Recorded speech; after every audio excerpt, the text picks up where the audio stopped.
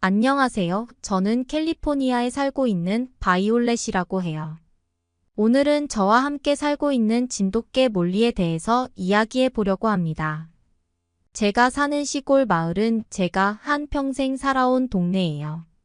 이곳에서 살면서 어릴 적 같은 동네에서 남편과 만나 결혼을 하였고 자식들도 낳아 기르며 살아왔죠. 그리고 아이들은 성인이 되자 도시로 나가서 살게 되었고 남편과 저만 남아서 여생을 보내고 있었습니다. 노년기를 남편과 함께 행복하게 보내던 중 제게 불행이 찾아왔습니다. 잠깐 바깥에 외출했던 남편이 교통사고를 당하는 바람에 영영제 곁을 떠나가 버렸거든요. 처음에는 믿기지가 않았습니다. 평생을 함께 해온 사람이 그렇게 갑자기 사라지니 적응이 되지를 않았고 그가 사용하던 물품들도 집에 그대로 있다 보니 볼 때마다 이게 꿈인지 생시인지 분간이 안 가더군요. 병에 걸려 하늘나라로 갔으면 마음의 준비라도 했을 텐데 이렇게 갑작스런 사고로 허망하게 떠나버리니 정말이지 너무 힘이 들었습니다. 아이들은 자신들과 함께 도시에서 살자고 권유를 하였지만 평생 이곳에서 살아온 저는 도시의 생활에 적응할 자신도 없었고 조용한 이곳에서 여생을 보내기로 마음을 먹었던 터라 그냥 이곳에서 지내기로 하였습니다. 그렇게 힘들고 외로운 시간을 보낸 지 1년 정도가 흘렀을까요? 어느 날 큰딸이 품에 작은 강아지 한 마리를 안고서 저희 집에 찾아왔어요. 저는 그 강아지는 웬 강아지냐 물었죠. 그랬더니 딸은 엄마 혼자 지내는데 외롭기도 하고 집도 안전하게 지키게 하려고 준비해 봤다고 하더라고요. 평소에 강아지에 대해 그렇게 관심이 없던 저였지만 이 강아지는 털이 새하얗고 눈빛이 초롱초롱 빛나는 게 정말 예뻐 보였죠. 저를 보며 꼬리도 살랑살랑 흔드는 게 강아지도 저를 반가워하는 듯 했습니다. 이 강아지의 견종은 진돗개라고 했죠. 멀리 동양의 한국에서 데려온 견종이라 참 영리하고 충성심도 강한 견종이라 하더라고요. 생긴 것도 너무 예뻤어요. 강아지의 이름은 몰리라고 지어주었는데 강아지가 너무 마음에 들었기에 이 강아지와 행복하게 지내면서 앞으로 우울함도 이겨내며 힘을 내어 살아봐야겠다고 생각했습니다. 이것이 저와 몰리의 인연의 시작이었습니다. 저는 살면서 고양이를 길러본 적은 있지만 강아지는 처음이었는데요. 몰리와 지내는 것은 전혀 어색함이 없었습니다. 몰리는 처음부터 정말 제 말을 잘 따르고 똑똑해서 마치 사람처럼 느껴질 정도였거든요. 제가 하는 말을 다 알아들었어요. 그리고 시키지 않은 일까지도 하는 영리함을 보여주었죠. TV를 보다가 리모컨을 찾으려고 두리번거리면 가만히 앉아 있다가 갑자기 리모컨 있는 쪽으로 달려가서 리모컨을 물고 저에게 갖다 주기도 하였어요. 그럴 때마다 정말 영특하고 기특하여 늘 머리를 쓰다듬으며 예뻐해 주었습니다. 몰리와 평소에 사람과 대화하듯 이야기도 한답니다. 몰리가 알아듣는지 못 알아듣는지 모르겠지만 그냥 사람이라고 생각하고 제 이야기를 몰리에게 하곤 하죠. 그러고 나면 마치 사람과 대화를 나눈 것처럼 속이 시원해지고 마음도 편안해지더라고요. 몰리와 함께 지내니 더 이상 우울하지도 외롭지도 않았습니다. 하지만 남편에 대한 그리움이 완전히 사라진 것은 아니었어요. 가끔씩 남편이 생각날 때마다 몰리와 함께 남편을 보러 가곤 했습니다. 남편의 묘 앞에서 남편에게 이야기를 할 때면 몰리는 옆에 조용히 앉아서 제 이야기를 함께 듣는 것만 같았어요. 바깥에 나올 때엔 항상 신나서 이리저리 뛰어다니던 몰리가 남편 묘 앞에서는 희한하게 숙연한 자세로 조용히 제 옆자리를 지키고 앉아서 제 이야기가 끝날 때까지 기다려 주었죠. 몰리는 금세 어른이 되었습니다. 어릴 때 귀엽기만 하던 모습은 온데간데 없어졌고 늠름하고 멋진 강아지로 무럭무럭 자라게 되었습니다. 혼자 지낼 때에는 무기력감에 집에만 있는 시간이 많았는데 몰리와 함께 하고부터는 바깥 외출도 자주 하게 되었어요.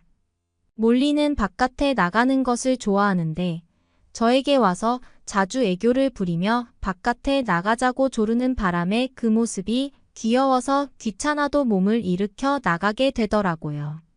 한 번, 두 번씩 몰리와 함께 산책을 나가다 보니 오히려 집에만 있는 것보다 훨씬 더 기분이 상쾌해지고 우울함도 사라져서 이제는 습관적으로 몰리와 함께 산책을 다닌답니다.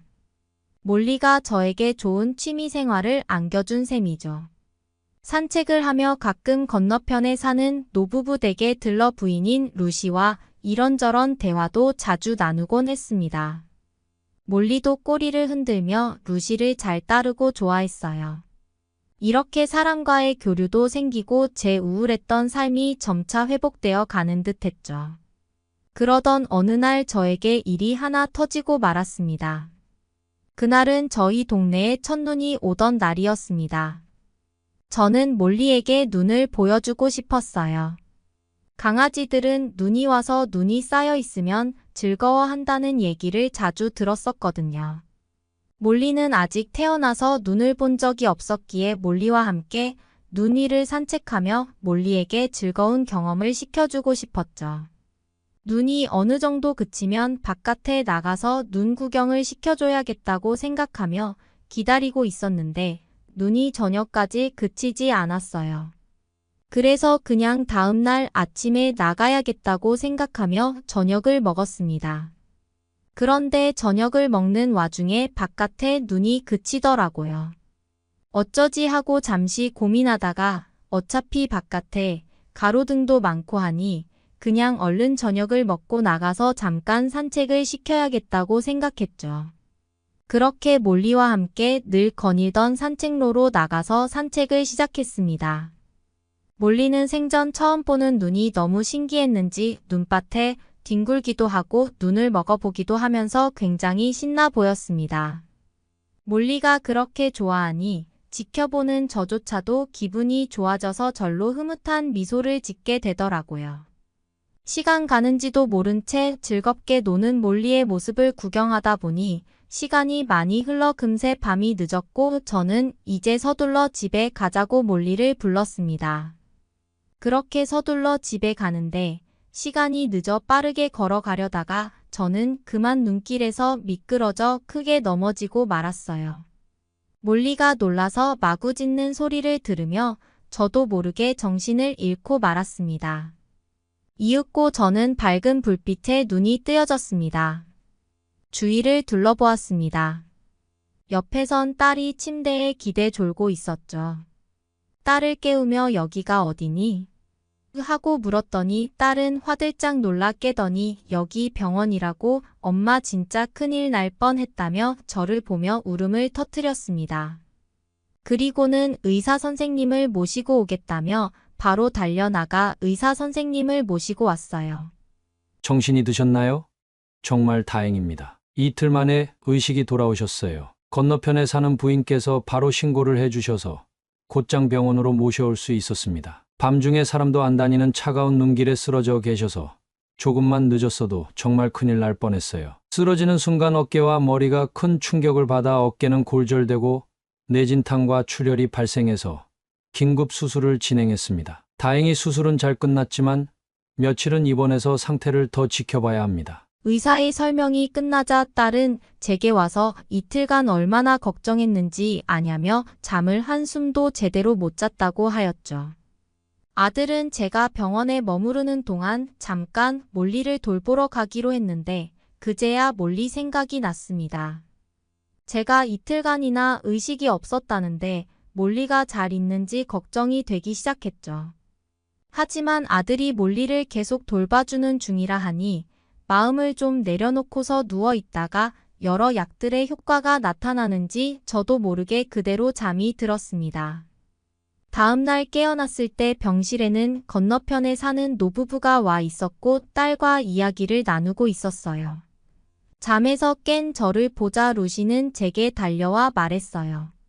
바이올렛 씨 정말 다행이에요. 얼마나 걱정했는지 몰라요. 몰리가 아니었으면 정말 큰일 날 뻔했어요. 루시 무슨 말씀이죠? 몰리가 아니었으면 큰일 날 뻔했다니요? 저는 그날 무슨 일이 있었는지 루시에게 물어보았습니다. 그러자 루시는 그날 있었던 일을 자세히 설명해 주었어요. 저는 그날 남편과 저녁을 먹고 일찍 잠자리에 들었어요. 잠을 청하고 있는데 밤이 깊어질 때쯤 현관문 앞에서 개가 짖는 소리가 들려오기 시작했죠. 처음에는 동네에 돌아다니는 떠돌이 개인가 싶었지만 개가 짖는 소리는 멈추지 않았고 시간이 흐를수록 개 짖는 소리가 뭔가 다급하게 느껴졌어요. 결국 저는 무슨 일인가 싶어서 몸을 일으켜 현관문으로 향했습니다. 그런데 현관문을 열어보니 문 앞에서 몰리가 짖고 있는 게 아니겠어요. 저는 바이올렛 없이 혼자 다니는 몰리를 본 적도 없었고 이 시간에 여기 와서 짖는 것이 이상했는데 몰리는 저를 보자 달려들더니 제 옷을 물며 어디론가 가자고 자꾸 끌고 나가려고 했어요. 평소에 순하고 착한 몰리가 갑자기 다급하게 행동하는 것을 보며 분명 무슨 일이 생겼다는 걸 직감했죠. 저는 몰리가 이끄는 방향이 평소에 바이올렛 씨가 산책을 자주 하던 길 쪽인 걸 알게 되었고 그렇게 조금 더 가다 보니 길가에 바이올렛 씨가 쓰러져 있는 게 아니겠어요. 저는 그 모습을 발견하자마자 놀라서 바로 응급실에 신고를 하였고 다행히 의료진들에 의해 신속한 조치가 이루어질 수 있었어요.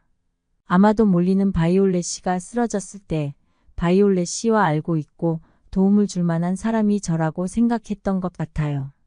얘가 평소에 저희 집까지 기억을 하고 있었나 봐요. 정말 영특한 친구예요. 저는 그 이야기를 듣고 몰리가 너무 고맙기도 하고 보고 싶기도 하여 흐느끼며 눈물을 흘렸습니다. 그런 모습을 보던 딸은 아들이 몰리를 잘 돌봐주고 있으니 며칠만 더 회복을 하고 곧 보러 가자고 하며 저를 달래주었죠. 병원에는 반려견 출입이 불가하여 지금 당장에는 보고 싶어도 볼 수가 없었습니다. 그렇게 골절된 뼈가 붓고 상처도 나아갈 때쯤 의사는 이제 퇴원을 해도 좋다는 말을 하였고 그 말이 떨어지기 무섭게 저는 아들에게 몰리를 데리고 병원으로 마중을 나와 달라고 말했습니다. 드디어 퇴원을 하게 되었고 병원 문 밖으로 나서자마자 멀리서 아들과 함께 있는 몰리가 보이더라고요. 제 눈에는 몰리가 얼굴도 휑하고 살도 많이 빠진 것 같이 보였어요. 나중에 알고 보니 제가 입원하고 난 뒤부터 몰리가 원래 먹던 양보다 음식을 훨씬 적게 먹었다고 아들이 말해 주었어요. 저는 큰 소리로 몰리를 불렀고 저를 알아본 몰리도 흥분해서 마구 짖으며 저에게 달려왔어요. 저는 몰리를 끌어안으며 울었고 몰리 역시 울고 있는 제 얼굴을 마구 하드며 저에게 안겼습니다. 몰리는 저에게 그동안 대체 어디가 있었냐는 원망스런 시선을 보내는 것만 같았어요. 그렇게 저희는 서로를 끌어안고 행복한 재회의 순간을 만끽했습니다. 퇴원 후에 집으로 돌아오니 마음이 아주 편안했어요. 그렇게 아들, 딸을 돌려보내고 한참을 비워두었던 집을 정리하고 있었는데 집을 정리하다 보니 몰리가 온 뒤로 오랫동안 잊고 있었던 오래된 남편의 물건들이 구석구석에서 발견되었어요. 그렇게 저는 또다시 몰리와 함께 지내며 일상을 살아가고 있었지만 과거와는 달리 몰리와 자주 산책을 나가진 못했어요. 사고 이후부터 몸이 급격히 약해진 것을 느꼈고 산책을 나갔다가 혹여나 또 사고가 날까봐 아들, 딸도 늘 걱정을 많이 하기도 했었죠. 사실 아들, 딸은 저에게 도시로 나가 함께 살자고 몇 번이나 권유를 했지만 제가 남편과의 추억이 깃들어 있는 정든 이곳에 남기로 고집을 부렸어요. 대신 요즘에는 아들, 딸이 손주를 데리고 저희 집에 자주 와서 묵고 가기도 한답니다. 아들 집에는 얼마 전 태어난 손주가 있는데 몰리는 손주가 연약한 아기라는 걸 아는지 아주 조심스럽고 사랑스럽게 대해줬어요. 어릴 때부터 몰리와 함께 자주 놀아서 그런지 손주도 일찍부터 동물을 잘 대하고 동물을 사랑하는 법을 배운 것 같아요. 이제는 많이 자라서 말도 할 수 있는 손주에게 저는 몰리가 저를 구해줬던 이야기를 마치 동화책을 읽어주는 것처럼 들려주곤 한답니다. 몰리는 자기 이야기를 하고 있다는 걸 아는 건지 아주 뿌듯한 표정으로 손주 옆에 앉아 같이 듣곤 해요. 아들과 딸은 가끔씩은 제가 자신들이나 손주들보다 몰리를 더 좋아하는 것 같다며 농담도 하곤 합니다. 제가 몰리를 두고 그의 곁으로 갈 날이 그리 많이 남지는 않은 것 같지만 그저 함께 있는 동안이라도 부족함 없이 사랑으로 보듬어주고 싶어요. 제가 먼저 가더라도 아들, 딸이 몰리를 잘 돌보아 주어서 건강하게 오래 살다가 왔으면 하고 생각하곤 해요. 뭐 그때까지 남편과 함께 몰리를 기다릴 테니 지루하지는 않을 것 같아요. 오늘 바이올렛 씨와 자랑스런 한국의 진돗개 몰리의 사연 어떠셨나요? 영특하고 충성심 넘치는 한국의 진돗개가 주인의 생명을 구한 사연에 제 마음도 뿌듯해지는 것 같습니다. 이어서 다음 사연 읽어드리겠습니다. 안녕하세요. 저는 스웨덴에 살고 있는 레이나라고 해요. 오늘은 저와 함께 살고 있는 진돗개 리비아에 대해서 이야기해 보려고 합니다. 제가 사는 곳인 스웨덴의 겨울은 추위가 아주 매섭습니다. 어쩌면 제가 진돗개를 입양하게 된 것은 큰 실수였는지도 모른다고 생각하고 있었죠. 진돗개는 한국의 토종견인데 아마도 그런 진돗개에게 이곳의 환경은 너무나 가혹하다는 생각이 들었습니다. 사실 저는 다른 사람들과는 조금 다른 성격을 가지고 있었습니다. 남들은 그것을 보고 결벽증이라고 표현하더군요. 하지만 저는 그저 남들보다 조금 더 깔끔한 성격이라고 표현하고 싶습니다. 그러다 보니 어쩌면 진돗개를 반려견으로 키우게 된 것이 처음부터 잘못된 인연이 아니었나 하는 생각을 하기도 했었죠. 제가 이런 생각을 했던 것은 최근 들어서 저희 반려견 리비아가 성체가 되면서부터였습니다. 어릴 때는 그저 귀엽기만 하던 녀석이 어느 순간 덩치가 커지더니 어딘가에서 자꾸 죽은 동물이나 짐승들의 사체를 물어다가 온 집안 곳곳에 숨겨두고 장난을 치는 거예요. 속이 썩는 제 심정은 아는지 모르는지 녀석은 그저 해맑게 저에게 혀를 내밀고 칭찬을 기다리는 듯 보였죠. 아마 저와 같은 결벽증의 성향을 가지신 분들은 이해하실 겁니다. 지금의 이런 상황이 얼마나 큰 스트레스로 다가오는지 말이죠. 조금이라도 어지럽혀 있는 것을 보지 못하는 성격인데 수시로 어지럽히고 더럽히는 반려견이라니 이런 환장할 콤비가 어디 있겠습니까? 제가 처음에 진돗개를 입양하게 된 것도 사실은 깔끔한 성격으로 세계적으로 유명하다고 해서 입양한 것이 진돗개였습니다. 지금 생각하면 그분한테 완전히 사기를 당한 느낌이죠. 진돗개는 워낙 성격이 깔끔해서 스스로 자기 몸을 그루밍하기도 한다면서 게다가 가족들이 함께 생활하는 실내 공간에서는 대변하지 않고 실외에서 배변한다나 뭐라나. 그 말에 혹해서 입양한 진돗개였는데 다른 건 고사하더라도 이렇게 하루가 멀다 하고 밖에서 죽은 짐승들을 데려오는 악취미가 있다는 말은 왜 안 했는지 따지고 싶은 지경이었죠. 레이나, 너 진짜 해도 너무한 거 아니냐? 오빠 결혼식인데 불참하면 어떡하니? 너 또 그놈의 결벽증인가 뭔가 그것 때문에 불쾌하다고 안 온 거지? 너 그러다 시집이나 제대로 가겠니? 뭐 진돗개 때문에 못 왔다고? 그걸 지금 말이라고 하는 거니? 어느 날은 어머니에게 전화상으로 시원하게 욕을 먹은 적도 있습니다. 지금 생각해보면 욕을 먹어도 시원치 않은 상황이긴 했죠. 하지만 제 입장에서는 어쩔 수가 없는 상황이었습니다. 저의 반려견 리비아가 그날은 컨디션이 엄청 좋았는지 어딘가에서 온갖 종류의 동물 사체들을 집으로 가져와서 인테리어를 하더라고요. 그 중에는 거의 아나콘다급의 대형 뱀도 있었는데 이런 건 어디에서 잡아왔는지 그저 혀를 내둘렀습니다.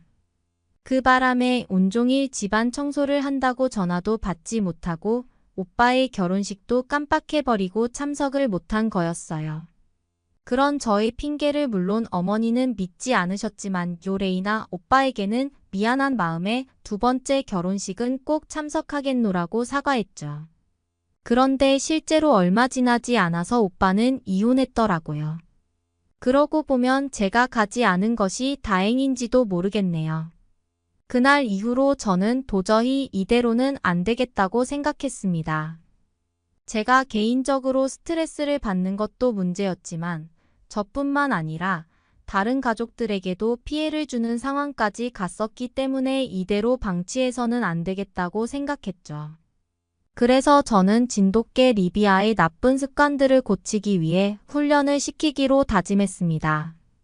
사실 리비아를 키우는 것은 반려견을 처음 키우는 것이었기에 모르는 것 투성이었습니다.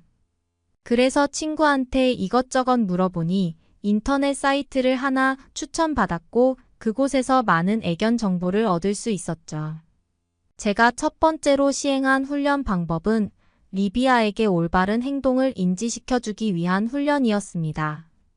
적절한 리드 훈련과 호출 명령 등을 통해서 리비아에게 올바른 행동과 그렇지 못한 행동을 관리해주고 인지시켜주는 훈련이었죠. 그래서 리비아가 또 외부에서 짐승 사체를 가져오면 제 앞에 앉혀놓고 온종일 훈계하기도 했습니다. 처음에는 주눅이 조금씩 드는가 싶더니 워낙에 영리한 녀석이다 보니 제가 뭘 원하고 있는 건지 금방 알아차렸습니다. 희망이 보이기 시작했죠. 하지만 그 희망이 산산이 부서지는 데는 그리 오랜 시간이 필요하지 않았습니다. 훈계하더라도 딱 그 순간뿐이었습니다. 집안에 사체를 넣어놓는 경우는 조금씩 줄었지만 그 행위를 완전히 그만두지는 않았어요.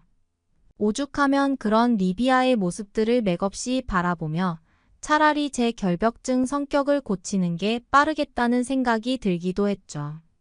그도 그럴 것이 인터넷 사이트에 찾아본 정보에 따르면 저런 반려견의 행동들이 어느 정도 고칠 수 있는 게 있고 그렇지 않은 게 있다는 사실을 알았습니다. 개 자체의 본능적인 부분들은 훈련으로도 고치는 게 힘들 수도 있다고 하더라고요.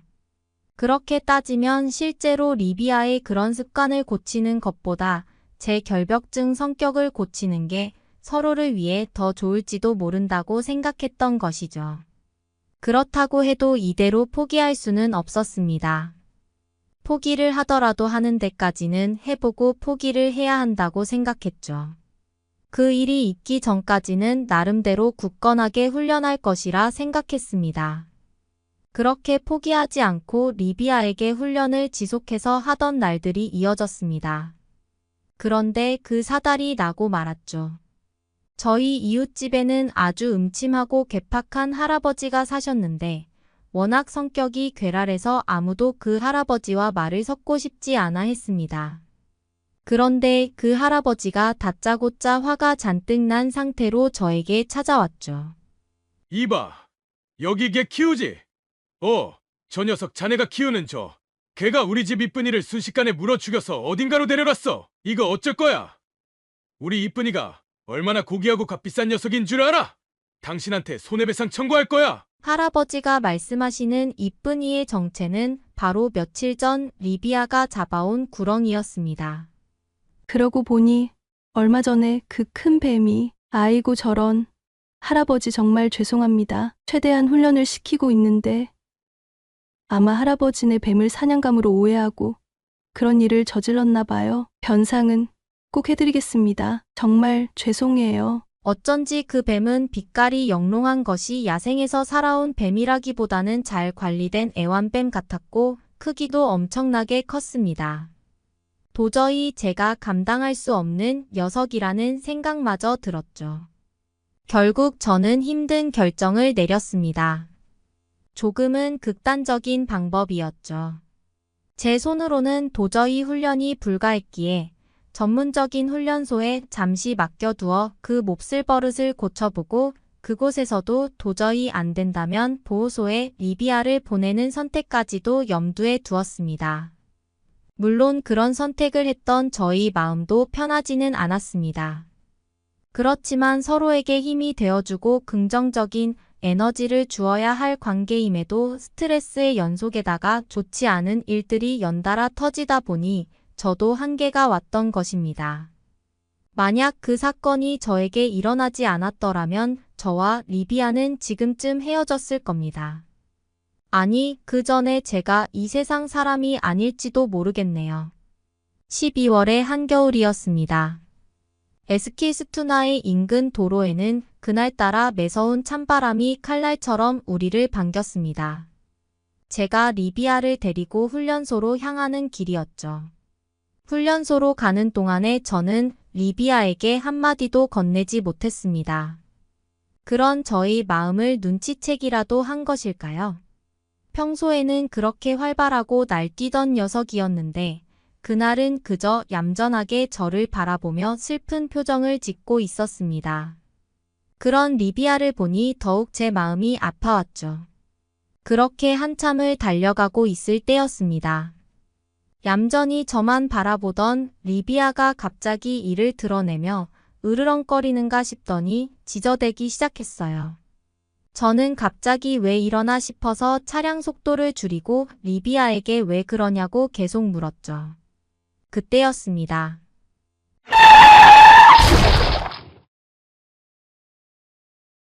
속도를 줄이고 있던 찰나, 저와 리비아 앞에는 아주 거대하고 시커먼 무언가가 빠르게 지나갔고 저는 그것을 차로 들이받고 말았던 것입니다.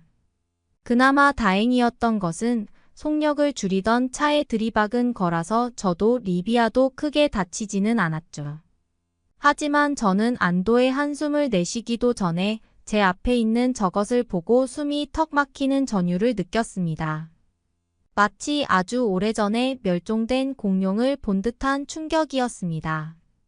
그것도 멀쩡하게 살아 움직이는 공룡을 보는 것 같은 그런 느낌이었죠. 그것은 거대한 야생 무스였습니다. 야생 무스는 거대해도 너무 거대했죠.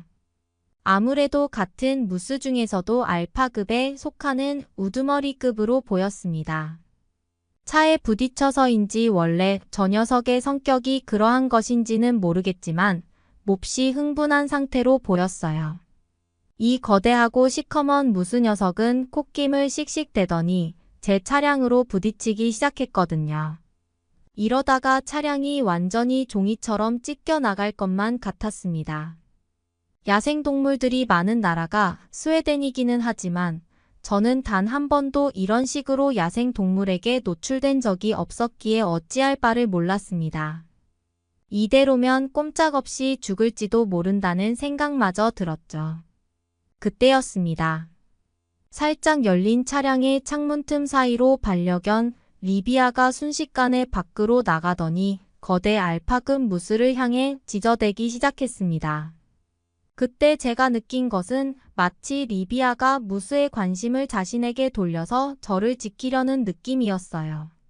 제가 타고 있는 차량의 반대쪽에서 목에 피를 토하듯 짖어 대더니 결국 무스가 고개를 반대로 돌리기 시작했죠. 거대 알파무스의 주변을 이리저리 돌며 다리 쪽을 간간히 공격하기도 했습니다. 저는 그때 리비아의 모습을 보며 정말 생소한 느낌을 받았죠. 평소에는 그저 해맑게 웃는 모습만 보아서 그런지 같은 느낌이 강했는데 지금의 리비아는 뭐랄까 다 큰 아들이 엄마를 위해 싸우는 그런 모습 같았습니다. 그것도 아주 용맹한 운동을 배운 아들처럼 말이죠. 그런 식으로 영리하게 거대무스의 관심을 끌던 리비아는 서서히 숲 쪽으로 무스를 유인하기 시작했습니다. 리비아의 생각을 파악한 저는 리비아가 살짝 걱정되기 시작했습니다. 저러다가 무슨 일이라도 당할까봐 겁이 났죠. 하지만 그 당시 제가 할 수 있는 일은 없었습니다. 그저 지켜보고 리비아가 무사하게 기도하는 수밖에요. 그렇게 리비아와 거대무스는 숲으로 들어가 이내 제 시야에서 완전히 보이지 않는 상황까지 오게 되었습니다.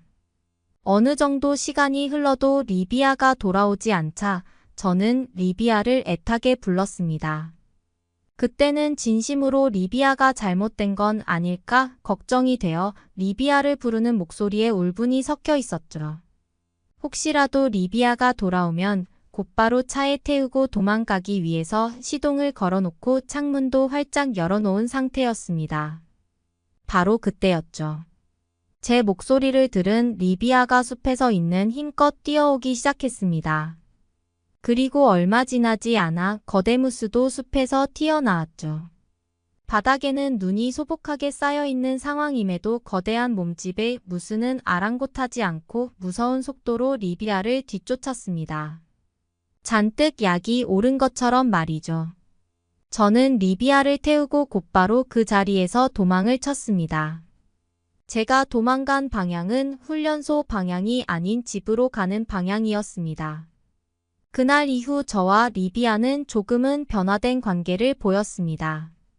뭐랄까 서로 성격이 안 맞는 가족이 조금씩 양보하며 살아간다고 해야 할까요? 저는 강박증 같은 결벽 증세를 조금씩 고치기 시작했고 리비아도 외부에서 죽은 짐승을 집으로 물어오는 일을 자제했습니다. 나중에 알게 된 사실이지만 리비아의 저런 행동들은 진돗개 특유의 사냥 본능이라고 하더군요. 그렇기에 그토록 고치기 힘들었나 봅니다. 그런데 지금은 그런 본능마저도 자제하는 모습을 보니 진돗개는 동물이나 짐승이라기보다는 사람과 비슷한 느낌도 받습니다. 워낙 영리해서겠죠. 그도 그럴 것이 어느 동물이 자신의 본능을 자제할 수 있겠습니까?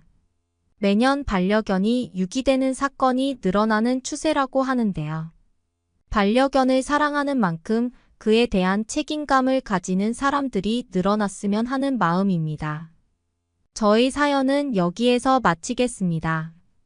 이어서 다음 사연 읽어드리겠습니다. 안녕하세요. 저는 덴마크 솔백마을에서 살고 있는 티파니입니다. 하루하루 고통 속에서 살아가던 어느 날 기분 전환이 필요해서 잠시 밖에 나갔어요. 그런데 그날따라 비가 엄청나게 내리더군요. 마음을 접고 집으로 돌아가려던 순간 어딘가에서 강아지 우는 소리가 들렸습니다. 소리가 나는 곳을 가보니 아직 새끼 티를 벗지 못한 강아지 한 마리가 서럽게 울고 있었습니다. 이 강아지는 바로 옆집 부부가 한국에서 데려온 것이라며 떠들던 그 강아지였죠. 저는 강아지를 데리고 옆집으로 향했지만 아무리 초인종을 눌러도 아무도 나오지 않았습니다. 나중에 알고 보니 그 부부는 하던 사업이 망해서 도망치듯 고향으로 돌아갔더라고요. 강아지를 버려둔 채로요. 어쩔 수 없이 강아지를 집으로 데려와 다음날 보호센터에 맡기기로 했죠. 그런데 강아지는 종일 울기만 했습니다. 배가 고파서 그런가 싶어 소시지를 줬더니 입맛에 맞지 않음에도 허겁지겁 먹더라고요. 그 순간 잊고 있던 행복이라는 감정이 조금씩 피어오르는 것이 느껴졌습니다.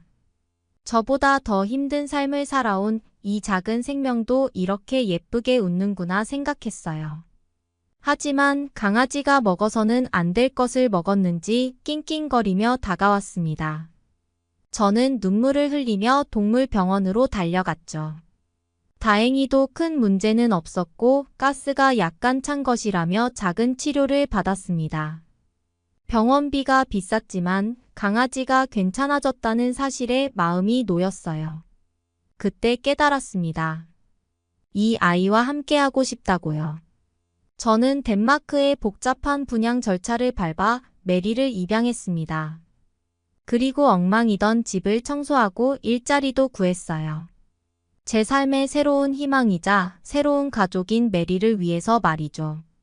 살고 싶지 않다고 생각했던 제가 이 작은 생명체 덕분에 다시 살고자 한다니 놀라운 일이었습니다. 메리가 아파서 병원까지 뛰어갔을 때, 집을 깨끗하게 치우려고 결심했을 때, 제 옆에는 항상 소꿉친구 존스가 있었습니다.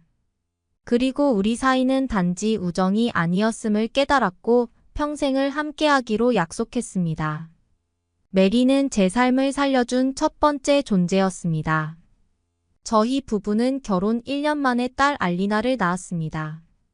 가장 힘들던 시기를 이겨내서일까요? 제게 찾아온 이 행복한 시간은 유독 달콤했습니다. 하지만 세상은 마냥 좋은 일만 생기는 게 아니라는 것을 저는 뼈저리게 알고 있었습니다. 메리가 아무리 순하고 충성심이 높은 강아지라고 해도 아기와 함께 지내는 것은 위험할 수밖에 없었습니다. 그래서 저희 부부는 잘 아는 지인에게 알리나가 성장할 때까지 메리를 맡아달라고 부탁하며 이별을 준비했습니다. 이별 전 마지막 추억을 만들기 위해 메리를 데리고 가족 여행을 떠났습니다. 남편의 직장 동료가 추천해준 야영장으로 공기도 좋고 넓은 들판이 있어 메리가 뛰어놀기 좋다고 했죠. 차를 타고 여행지로 가는 내내 눈물이 흐르더군요. 내 삶을 구원해준 녀석과의 첫 여행이자 마지막일 수도 있다는 생각에 마음이 아팠습니다.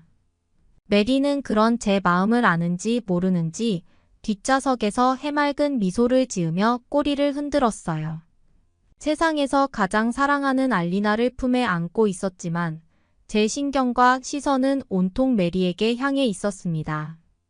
조금이라도 메리와 함께하는 시간이 길었으면 좋겠다는 생각뿐이었죠. 야영장에 도착한 후에도 울적한 기분은 사라지지 않았습니다. 이번 여행이 끝나면 정말로 메리를 보내야 했기에 최대한 웃으며 메리를 대했습니다. 메리가 기억하는 저는 항상 웃는 모습이어야 한다고 생각했거든요. 그렇게 메리와 보내는 시간을 후회 없이 즐기려고 노력했지만 시간은 너무도 야속하게 흘렀습니다. 아직 마음에서 채 떠나보내지 못했는데 밤이 되고 내일이면 메리와 작별해야 한다는 생각에 결국 눈물을 터뜨리고 말았습니다. 그때 남편 존스가 갑자기 웃으며 말했어요. 이제야 말해서 미안한데 새로 가는 곳은 넓은 마당을 가진 집이야. 메리를 굳이 지인에게 맡기지 않아도 돼. 이 말을 듣고 얼마나 기뻤는지 모릅니다. 그러나 진작 말해주지 않은 남편이 너무나 얄미워 화를 내고 말았죠. 존스는 미안하다며 자신도 나름대로 사정이 있었다고 했습니다. 시골 마을로 발령받는 것이 확실하지 않았고 만약 저에게 미리 말했다가 일이 틀어지면 제가 실망할까봐 미리 말하지 않았다고요. 메리는 정말로 잘생긴 외모를 가진 강아지였습니다.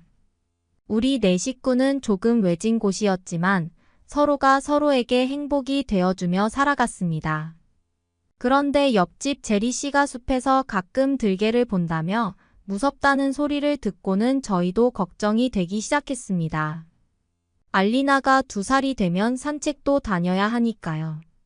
그래서 경비를 위해 유기견 보호소를 통해 메리와 같은 진돗개 2마리를 입양받았습니다. 처음에는 한 마리만 입양받았는데 그 아이의 이름은 올리였어요. 올리는 눈도 힘겹게 뜰 정도로 연약하고 작은 새끼 강아지였습니다. 한국을 통해 넘어왔다는 그 아이를 보고 난 후부터 제 머릿속엔 오로지 올리 생각뿐이었습니다. 그 작은 아이를 저희 집으로 데려와야 저희 마음에 평화가 찾아올 것 같았거든요. 하지만 같이 살던 가족과 헤어져야 할 그 녀석을 데려오는 것이 과연 옳은 것인지 저는 거듭 고민했습니다. 행복하게 해줄 자신이 없다면 데려오지 않는 것이 맞다고 생각했으니까요. 그렇게 몇 날 며칠을 고민하다가 결국 저는 올리를 데려오기 위해 유기견 보호소를 찾았습니다.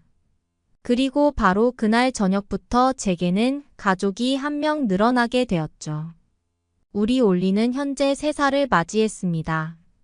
그리고 진돗개의 매력에 푹 빠져 저는 결국 한 마리를 더 입양해 우리는 총 6식구가 되었죠. 주말이 되면 우리는 진돗개 3마리와 함께 애견 동반이 가능한 카페도 다니고 캠핑도 다니며 추억을 쌓고 있습니다.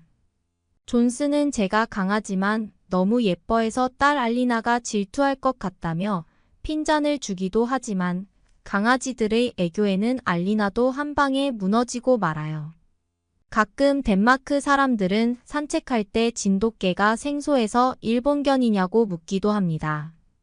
그럴 때마다 저는 한국의 진돗개에 대해서 꽤 상세히 설명해 주죠.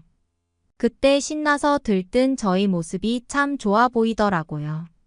어느 날 저는 진돗개 3마리를 데리고 친한 친구를 만나러 덴마크의 한 마을에 놀러 갔습니다. 그 친구는 어렸을 적부터 함께 자라온 소꿉친구였는데 최근 결혼하면서 이 마을로 이사를 오게 되었죠. 꽤 오랜만에 친구를 보러 가는 길이라 설레기도 하고 무엇보다도 한국의 진돗개들을 소개해줄 생각에 정말 기뻤어요. 결혼하고 처음 보는 친구는 전보다 얼굴빛이 조금 어두워져 있었습니다.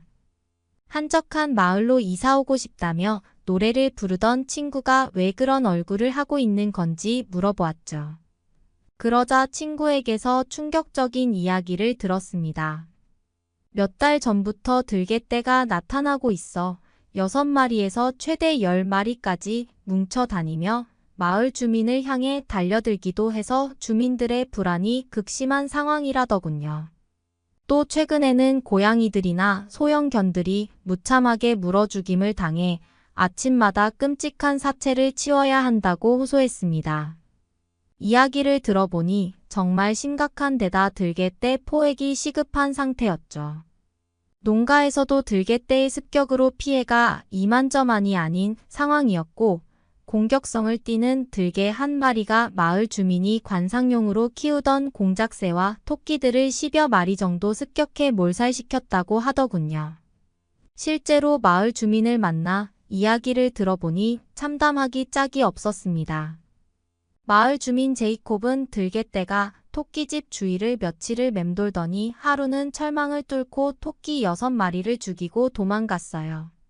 이후 좀 더 강한 철조망을 만들어 왔는데 개떼들이 뚫지 못하니까 아예 땅을 파고 들어가 키우던 공작새들을 모조리 죽여버렸죠. 라고 하소연했습니다. 커다란 사냥개들이 유기견이 되면 야생화가 되어 매우 사납고 무서워집니다. 마을 이곳저곳에 들개가 무리를 지어서 돌아다니는 상황이라 산길 속에 사는 마을 주민에게는 큰 위협이 되고 있다고 하더라고요.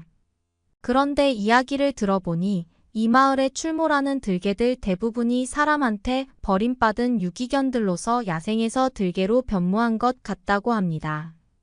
그 이야기를 듣고 저는 사실 마음이 좀 아팠어요. 자신의 주인에게서 버림을 받은 개들이 이 마을에 들어와 다른 개들과 무리를 지어 살면서 번식을 했고 점점 들개 무리가 형성되고 있는 것 같았으니까요. 얼마 전엔 마을에 이런 사건도 벌어졌다고 해요. 들개들이 사람을 물어뜯어 죽인 엄청난 사건이었죠. 당시 마을 주민은 외진 농가에서 개떼가 달려들어 무언가를 뜯고 있길래 살펴보니 사람이었다며 경찰서에 신고했다고 합니다. 하지만 경찰이 도착했을 땐 이미 청년은 숨을 거둔 상태였어요. 신체 상당 부분을 공격당한 상태였고 주변엔 피가 흥건했죠. 청년은 병원으로 이송됐지만 의사들은 이미 손을 쓸 수 없다며 치료를 포기한 사건이었습니다. 친구는 이 모든 이야기를 전하면서 제게 어떻게 해야 할지 모르겠다며 힘들어 하더군요. 저는 바로 머릿속에 좋은 생각이 났습니다. 바로 우리 진돗개 식구들 3마리가 출동해야 할 때가 같으니까요.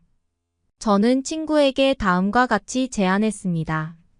내가 당분간 이 마을을 오가면서 들개떼를 우리 진돗개들이 제압할 수 있는지 살펴볼게. 한국에서 진돗개는 곰이나 호랑이도 용맹하기로 소문났거든. 물론 친구는 미심쩍어했지만 당장 해결책이 없었기에 저희 제안을 받아들였습니다. 그날 밤부터 우리는 진을 쳐놓고 들개가 걸려들기만을 기다렸어요. 하지만 경계심이 많은 들개떼는 좀처럼 잡히지 않았습니다. 그렇게 일주일째 되던 어느 날, 평소엔 조용하던 진돗개 녀석들이 갑자기 주위를 빙빙 돌며 무언가를 감지한 행동을 보이더군요. 이 녀석들은 낮게 으르렁거리면서 반갑지 않은 손님이 찾아온 것을 알렸습니다. 망원경을 들고 보니 인적이 드문 골목 어귀에 들개 10마리가 돌아다니고 있었습니다. 몸집이 상당히 커서 보기만 해도 두려워졌고 한쪽에는 들개들 포획할 그물이 있었고 포획 그물 밑에는 들개를 유인할 먹이와 물이 놓여 있었지만 무언가 눈치를 챘는지 저희 쪽으로 달려들고 있었죠. 들개떼가 제 친구를 공격하려던 그때 저희 진돗개 3마리가 동시에 튀어나가며 맹렬하게 달려들었습니다. 갑작스러운 진돗개의 등장에 깜짝 놀란 들개들은 잠시 주춤했으나 이내 이를 드러내며 싸울 태세를 갖추었죠. 그러자 메리가 컹컹 짖으며 포획 그물이 있는 곳으로 들개 떼를 유인했고 나머지 2마리도 들개 떼를 철저히 몰았습니다. 사나운 진돗개의 기세에 도망가던 들개들은 그물을 밟자마자 포획되었고 천만다행히도 아무도 다치지 않고 상황을 종결시킬 수 있었습니다. 이 모든 상황을 숨죽여 지켜본 마을 주민들은 진돗개들을 향해 박수를 쳐줬습니다. 그리고는 정말 용맹하고 멋진 개들이라며 엄지를 지켜 세웠죠. 며칠 뒤 우리 개들은 그 마을의 유명 인사가 되었습니다. 마을 신문지에 들개떼 단숨에 제압해버린 진돗개 3마리의 날렵함과 용맹함에 대하여라는 긴 장문이 실리기까지 했더라고요. 특히 기자는 진돗개가 마을을 지키기 위해 보인 영리한 행동에 너무 감탄했다며 진돗개 입양을 결심했다고 전했는데요. 들개떼들은 진돗개의 냄새를 맡았는지 그 이후로는 얼씬도 하지 않는다고 덧붙였죠. 저 역시도 그 기사를 보면서 너무 든든하고 자랑스럽더라고요. 그 후로 진돗개들은 알리나와 우리 가족 곁을 항상 지켜주며 정말 행복한 하루를 보내고 있습니다. 한편 전문가들은 반려견으로 길러지던 개들이 유기되면서 들개로 돌변해 공격성을 드러내는 경우가 빈번하다고 합니다. 하지만 들개로 불리는 유기견들은 무서운 존재가 아니라 인간의 무책임에서 비롯된 희생양이라는 것을 기억해야 할 것 같습니다. 자, 오늘도 여러분께 한 편의 이야기를 전해드렸는데요. 어떠셨나요? 반려견을 키우는 많은 분들이 우리와 함께 살아가는 이 소중한 생명들을 더 많이 이해하고 사랑해 주시길 바랍니다. 여러분의 따뜻한 관심에 감사드립니다. 여러분의 구독과 좋아요로 우리의 소중한 이야기가 더 많은 이들에게 전달될 수 있도록 노력하겠습니다. 다음에도 함께해 주시기를 기대합니다. 즐거운 하루 보내세요.